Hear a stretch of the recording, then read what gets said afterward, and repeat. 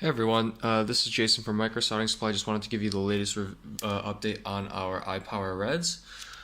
These are now coming with the new style of the battery/dock connector, which is on a flex cable, as you can see here. And so these are significantly stronger. They're like the original battery connectors that are always on the iPhone batteries, and these will not give you any trouble when you're reconnecting and disconnecting. And so as you can see here, if I can try to do this one-handed, simply goes in like so. Did I get that? I think I did. Yep. And just like that, all you gotta do is set your bench power supply to 3.9 volts.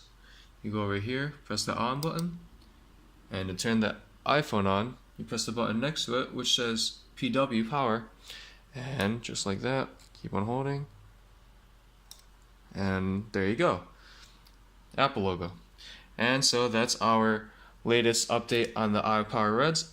I got a ton of great feedback about the first version of these, and I really hope that you guys will like these as much as I do.